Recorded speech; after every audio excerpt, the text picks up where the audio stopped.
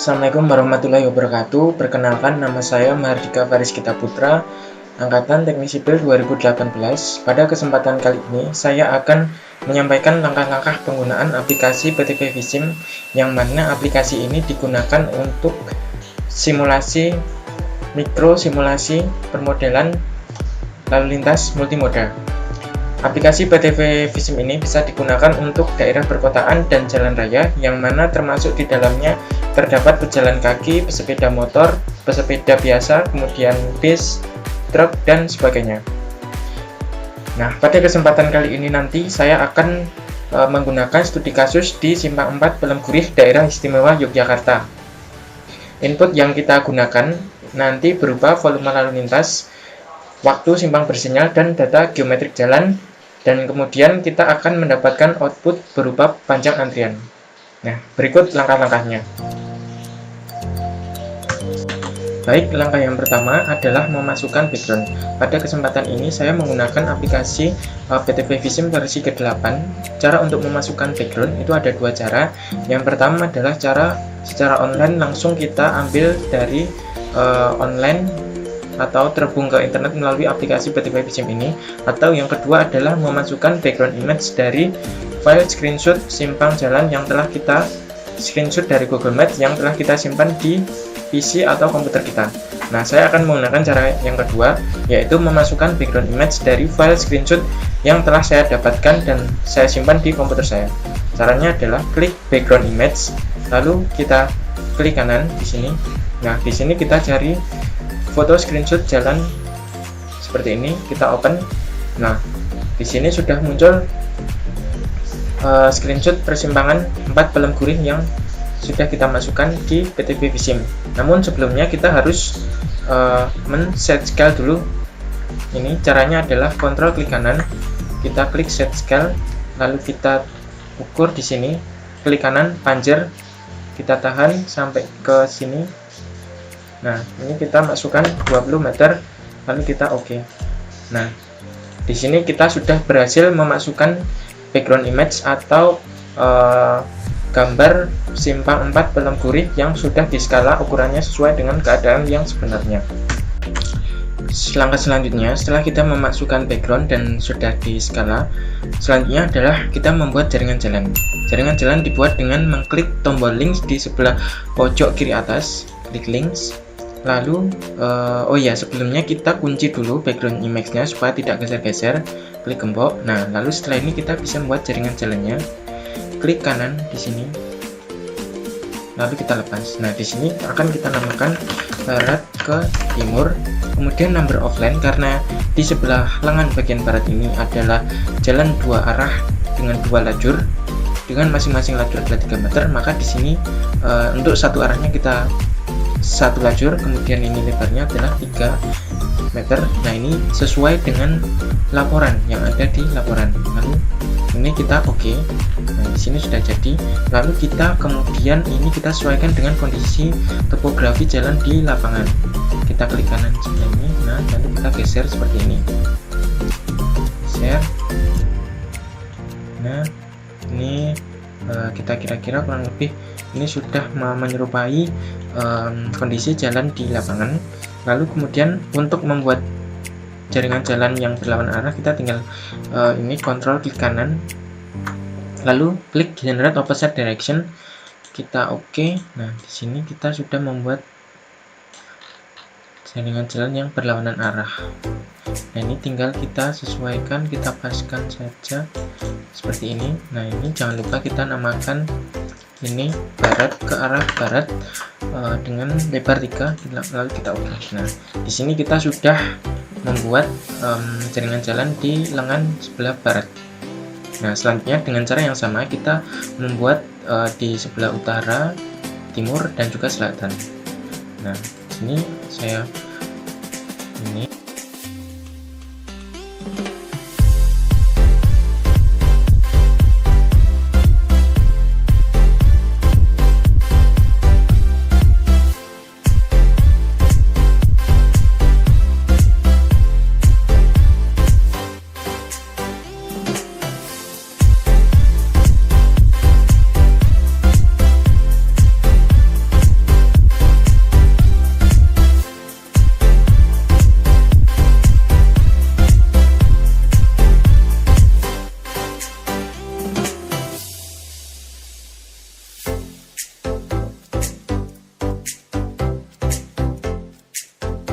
kemudian untuk lebarnya ini 2,4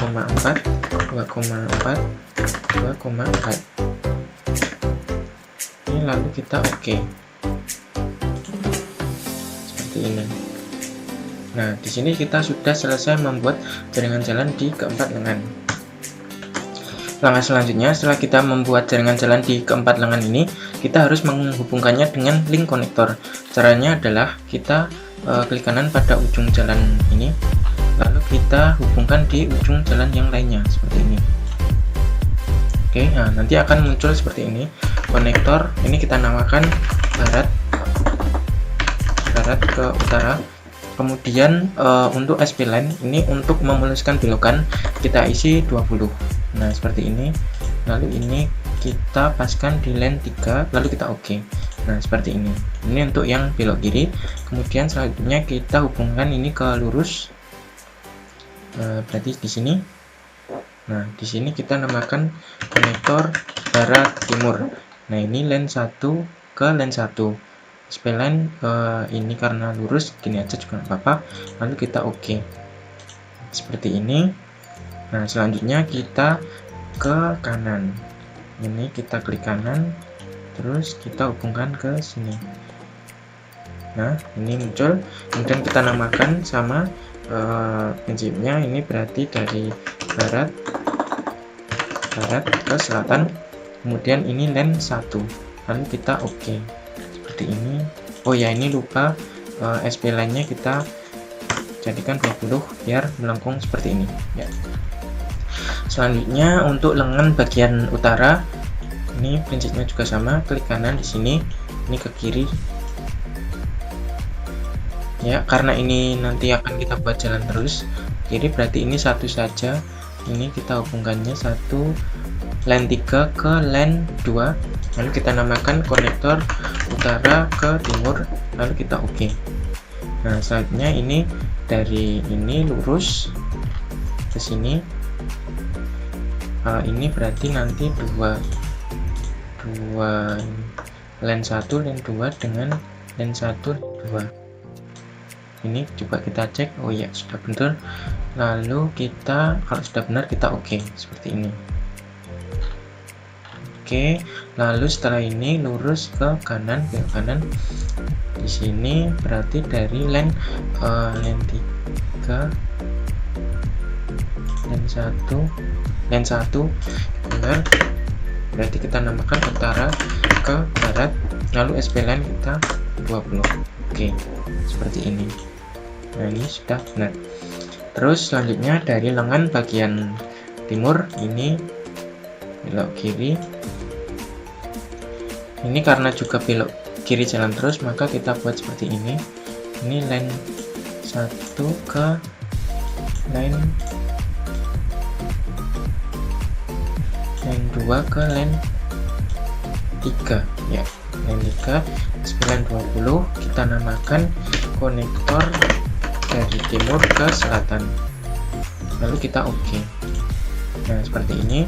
Lalu lanjut, ini lurus. Ini lurus berarti line 1 ke line 1 konektor dari timur ke barat. Lalu kita oke. Kita cek, ya sudah benar. Lalu ini ke kanan sini. Ini berarti kita namakan konektor dari timur ke utara. Ini dari, karena ini satu saja, berarti line 2 ke line 1. Coba kita cek dulu. Ini kita 20, lalu kita oke.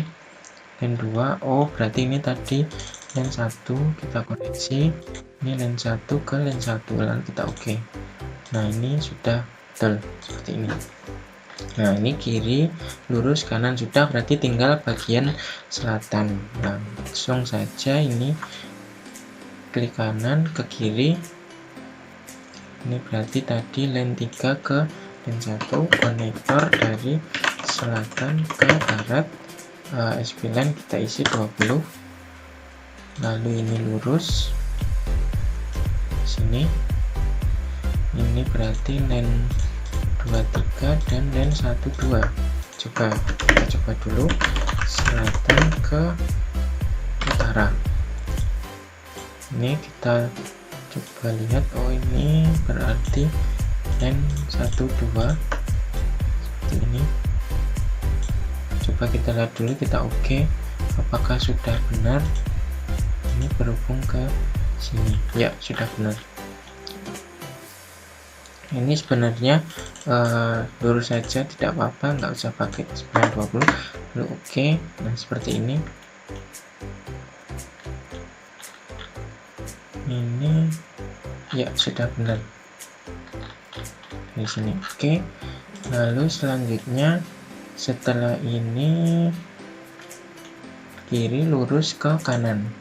Ini ke kanan, berarti kita hubungkan ke sini.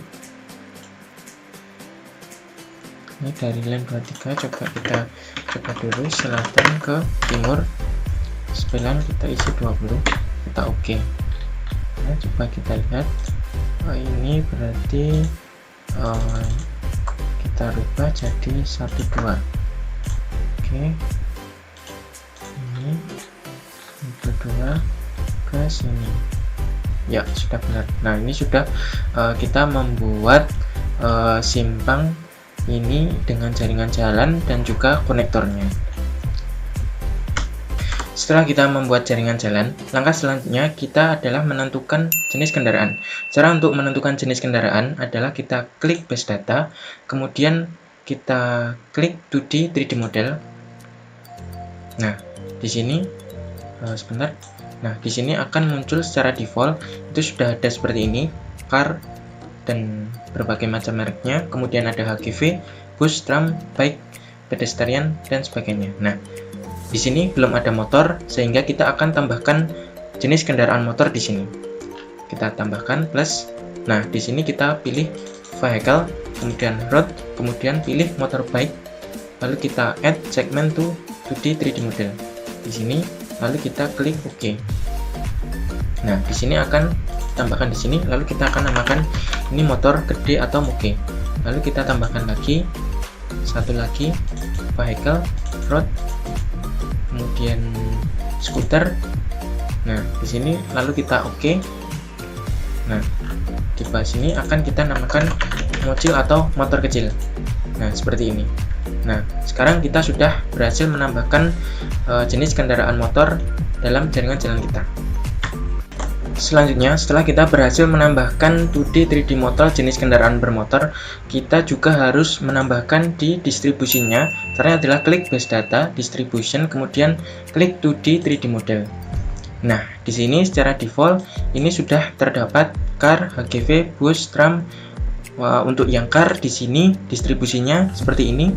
Untuk car Volkswagen itu 24%, Audi 18%, Mercedes 16%, dan seterusnya.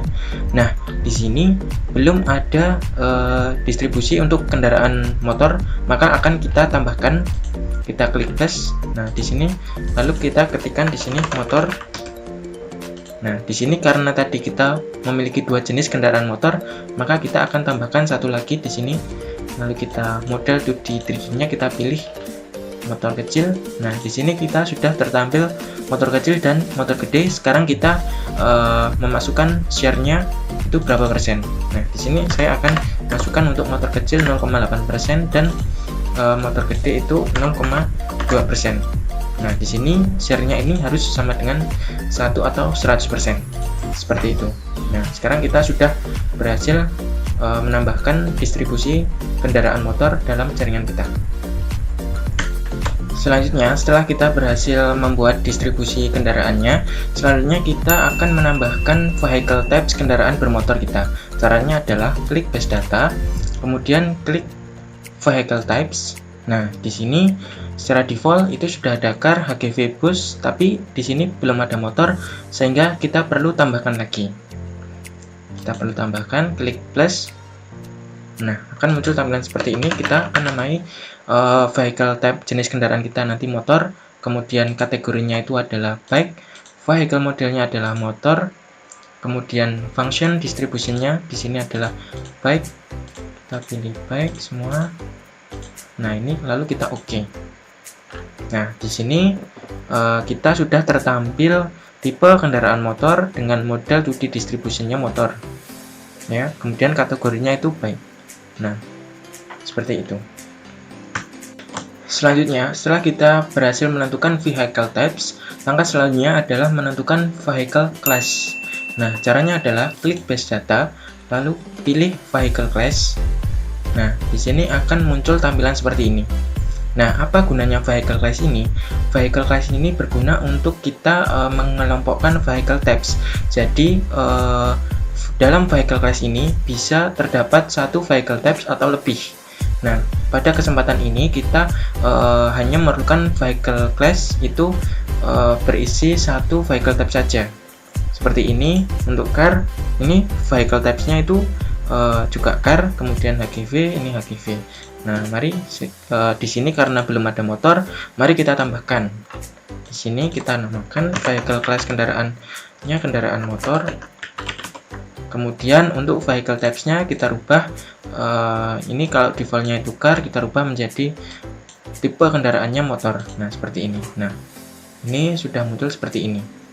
Kategori bike, model distribution seperti ini secara otomatis. Nah, sekarang kita sudah mampu membuat vehicle class. Selanjutnya, setelah kita menentukan vehicle class, selanjutnya kita akan membuat driving behavior sesuai dengan perilaku berkendara yang ada di Indonesia.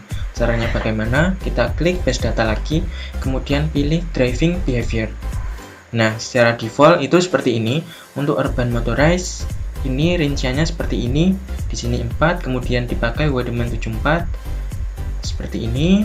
Nah, ini secara default seperti ini, sehingga untuk agar mencerminkan keadaan perilaku berkendara di Indonesia, maka ini akan kita rubah merujuk data-datanya berdasarkan jurnal dari Pak Zudi dan Mbak Nurjana.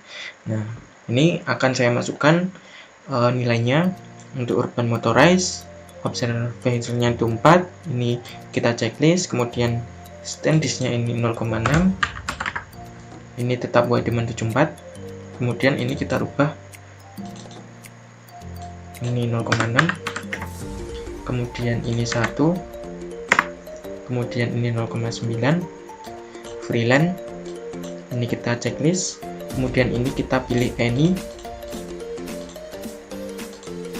kemudian ini kita checklist, kemudian ini kita ganti 0,4, dan yang terakhir ini 0,2. Ya, seperti itu. Nah, di sini kita sudah berhasil memasukkan nilai-nilai karakteristik driving behavior berkendara sesuai perilaku di Indonesia. Selanjutnya, kita akan menambahkan vehicle composition. Caranya adalah kita klik traffic, kemudian kita pilih vehicle composition. Nah, di sini secara default ini baru ada satu, akan kita tambahkan karena kita terdapat 4 lengan. Di sini akan saya namakan barat, ini utara, ini timur, ini selatan. Seperti ini. Lalu kita klik bagian barat. Nah, di sini akan muncul vehicle type, speed distribution, dan relative flow.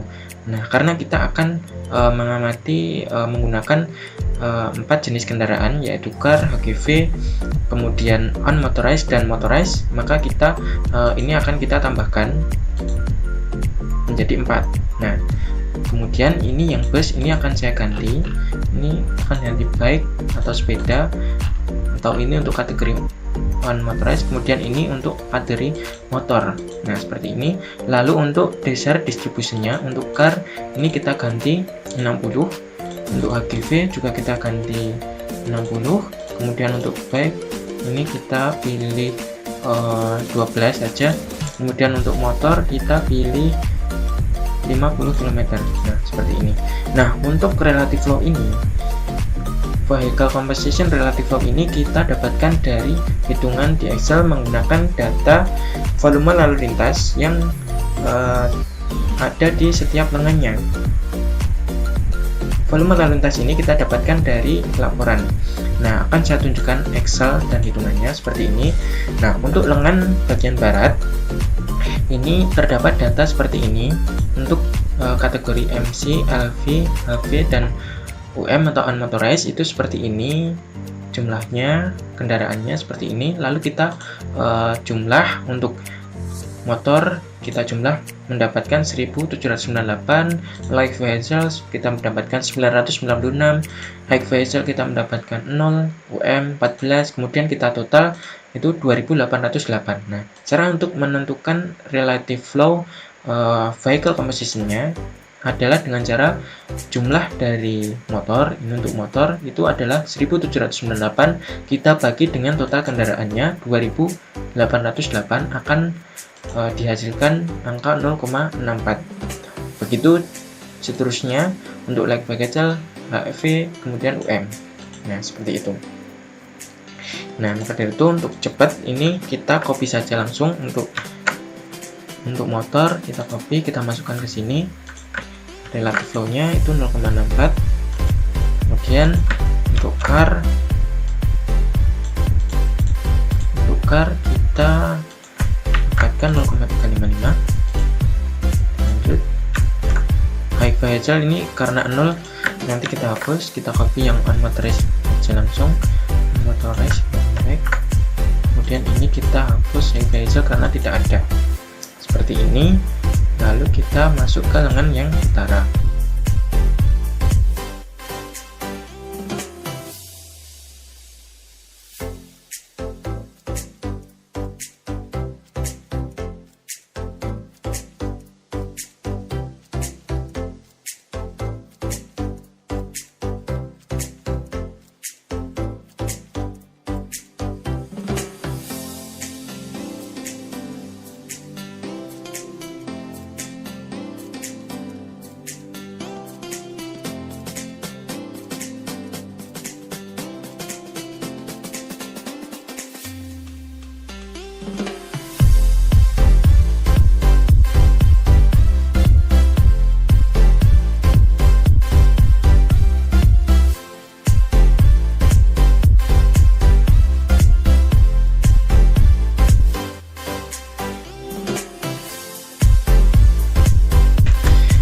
Selanjutnya kita akan membuat vehicle roads.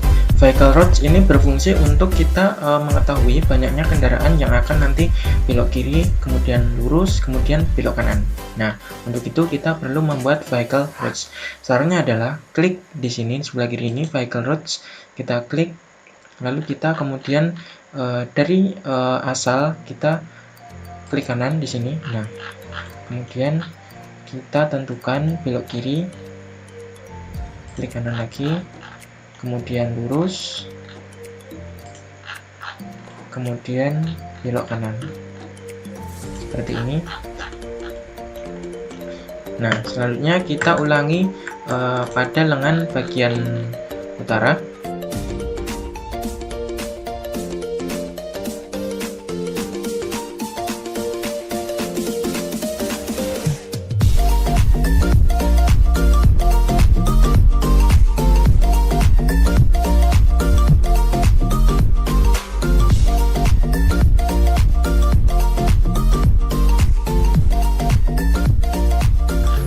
Kita sudah menentukan vehicle roads di jaringan jalan kita. Nah, tetapi langkah selanjutnya kita jangan lupa untuk kita mengedit ini pada setiap vehicle roads kita. Nanti kita harus menentukan berapa banyak persen yang belok kiri, lurus dan kanan itu ada di sini, yaitu di relative flow. Ya. Namun sebelum di situ akan kita ini akan saya namakan dulu. Ini untuk yang pertama tadi dari barat, ini kemudian utara, ini timur, ini selatan. Lalu untuk di sini kita namakan ini tadi belok kiri, kemudian ini lurus, ini belok kanan. Kemudian untuk yang timur ini juga.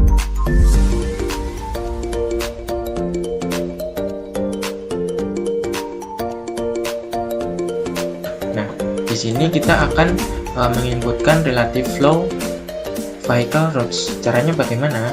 Nilai relative flow ini kita dapat juga dari hitungan dari Excel. Nah, ini akan saya tunjukkan. Nah, dengan data yang sama seperti tadi, kita akan dapat mengetahui berapa banyak kendaraan yang belok kiri, berapa banyak kendaraan yang lurus, berapa banyak kendaraan yang akan belok kanan di lengan barat. Nah, di sini untuk yang belok kiri ini didapat 160, sehingga untuk mencari relative flow vehicle routingnya tinggal 160 dibagi dengan total kendaraan 2808, kita dapatkan relative flow yang belok kiri itu sebanyak 0,057 atau 5,7% dari total kendaraannya. Nah, untuk kita mempercepat, ini kita tinggal copy saja, kita masukkan ke data kita. Untuk belok kiri kita masukkan 0,57, kemudian yang lurus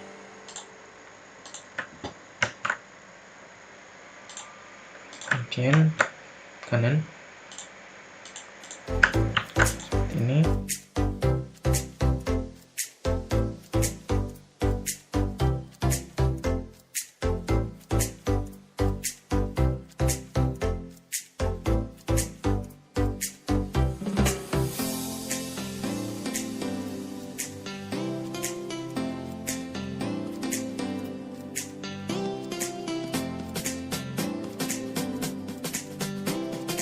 Ini sudah kita masukkan relative flow di semua lengan. Nah, relative flow ini apabila kita jumlahkan itu nilainya harus sama dengan 1. Seperti itu. Langkah selanjutnya kita akan memasukkan kendaraan ke dalam jaringan kita, itu dengan cara kita mengklik tombol vehicle input ini, lalu kita klik di daerah asal kita di sini dengan bagian barat, kemudian utara, kemudian timur, kemudian di selatan seperti ini. Nah, lalu kita show list. Nah, kemudian datanya ada seperti ini. Untuk lengan bagian saya namai ini input di bagian barat, di bagian utara, ini timur, ini selatan. Nah, ini vehicle inputnya itu kita harus memasukkan volume kendaraan. Volume kendaraan ini berasal dari Excel kita tadi. Saya masukkan saja untuk yang bagian barat ini total kendaraannya di lengannya itu 2808. Kita masukkan di sini. Kemudian utara 7043. Saya masukkan. Timur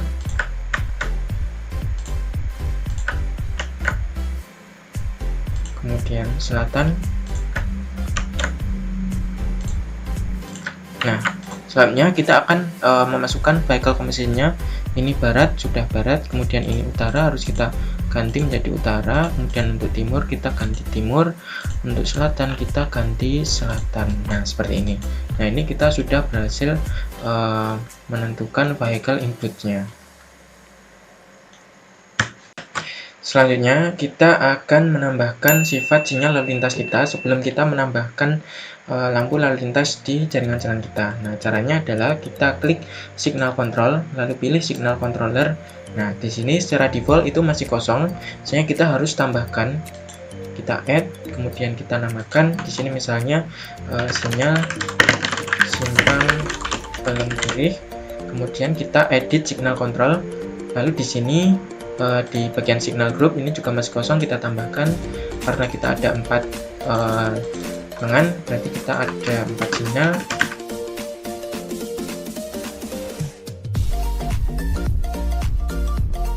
Lalu untuk bagian signal bagian utara kita masukkan di sini waktu red, kemudian red, kemudian hijau dan kuning.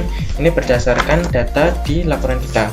Nah, untuk utara itu rednya 165, kemudian untuk rednya ini 4, kemudian untuk hijaunya ini 40, kemudian kuningnya itu 3, kemudian selatan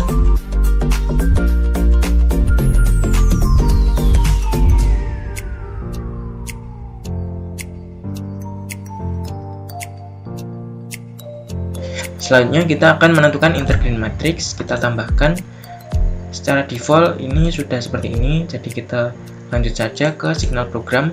Signal program kita klik add, lalu intergreen kita klik 2 kali. Nah, cyclus time kita masukkan penjumlahan dari red, red, hijau dan kuning waktu siklus kita tadi, kemudian kita dapatkan 212. Kita masukkan di sini. Kemudian intergreen kita pilih intergreen matriks 1. Nah, di sini lalu kita sesuaikan, kita geser-geser secara pas, kita hati-hati harus ini pas seperti ini, lalu kita geser lagi.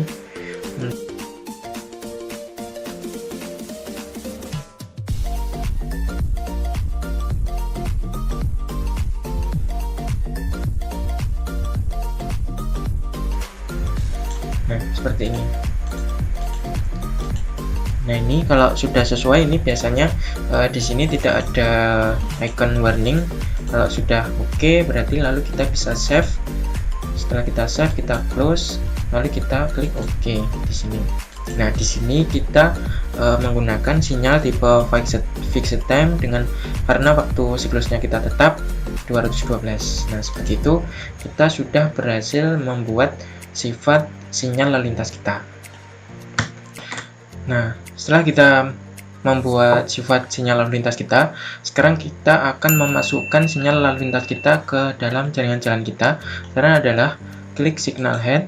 Nah, di sini lalu kita klik kanan pada posisi yang akan kita tempatkan sinyal lalu lintas kita. Misal di sini kita klik kanan, lalu kita namakan sinyal bagian barat. Nah, di sini untuk SC atau signal controller, karena kita hanya ada satu simpang, berarti kita cuma butuh satu saja. Kemudian untuk signal grupnya, karena ini simpang bagian barat sesuai dengan yang tadi, maka ini kita masukkan ke nomor 4. Kemudian lalu kita klik OK.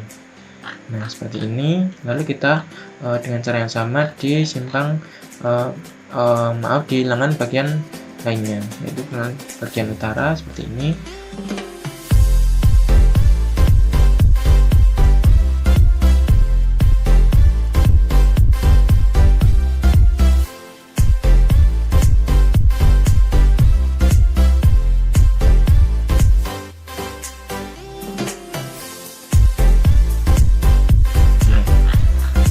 Oke, setelah ini tinggal terakhir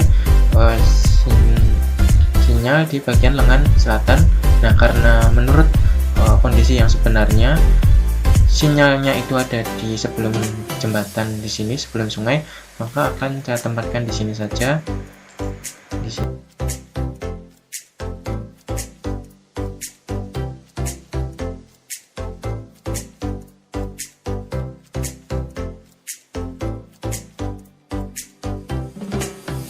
Nah, seperti ini kita sudah berhasil memasukkan sinyal lalu lintas kita ke dalam jaringan jalan kita. Langkah selanjutnya, sebelum kita merunning, kita akan menambahkan queue counter dulu, karena nanti kita akan menginginkan output berupa panjang antrian, sehingga kita membutuhkan yang namanya queue counter. Di sini kita klik saja, klik kiri, lalu kita tambahkan di jaringan jalan kita. Kita tempatkan pas di lampu ambil kita. Ini klik kanan.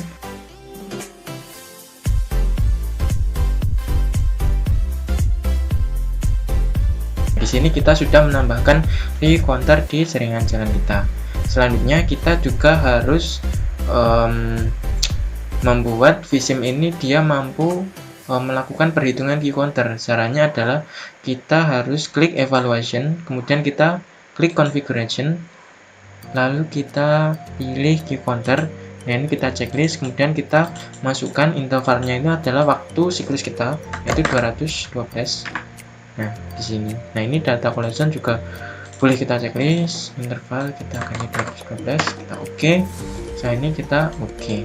Nah, di sini kita sudah memiliki jaringan jalan yang sudah lengkap dengan queue counter, kemudian vehicle input, vehicle route, dan sebagainya. Ini sudah siap untuk di running seperti itu.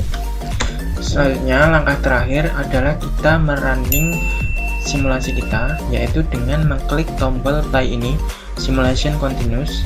Namun sebelumnya kita cek dulu parameternya, klik simulation parameter. Nah, ini untuk student version itu dibatasi sampai 600 simulation second. Kemudian untuk number of run-nya kita pilih satu saja, simulation speed-nya kita pilih 10 simulation second. Kemudian kita oke. Setelah kita oke, kita bisa klik tombol play. ini. Nah, di sini sudah berjalan running, kendaraannya sudah masuk. Nah, di sini lengan bagian barat ini hijau, yang lainnya merah. Ini sudah berfungsi apilnya.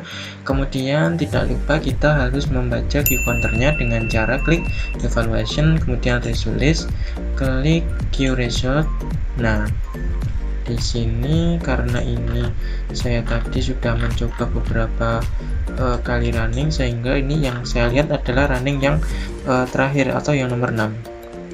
Nah, di sini bisa kita lihat mulai dari running ini time intervalnya itu 0 sampai 212 sesuai yang kita tentukan tadi. Nah, di sini sudah muncul Q-length rata-ratanya.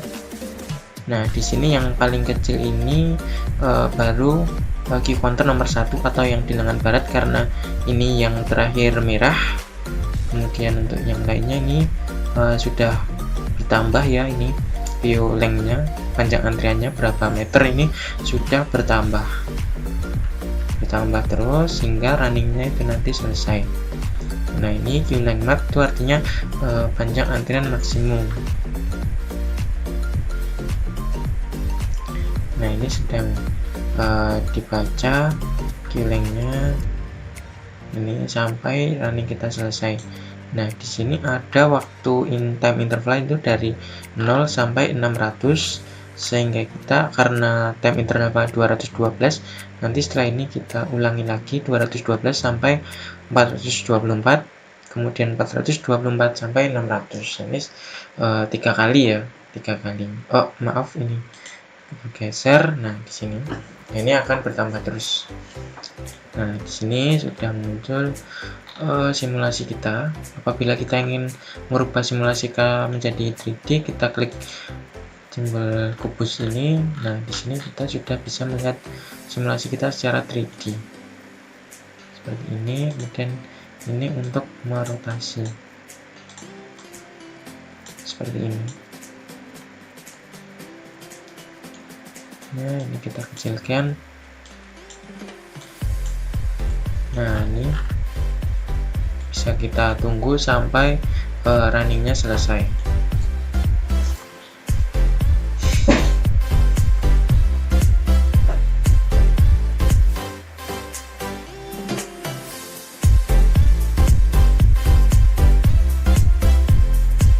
Nah, di sini saya buat yang kiri ini jalan terus, tetapi ini ada kendaraan beberapa yang dia tetap nekat menonong ke lurus sama ke kanan. Seharusnya ini ke kiri ini yang jalan terus. Untuk yang lurus dan ke kanan ini harus mengikuti yang apil ini. Nah, seperti itu. Ini sudah menyesuaikan driving behavior atau perilaku kendaraan yang ada di Indonesia. Yaitu mungkin bisa kita lihat dari sifat motornya ini yang dia bisa ke kanan dan ke kiri. Nah, ini sifat sesuai dengan perilaku kendaraan di Indonesia.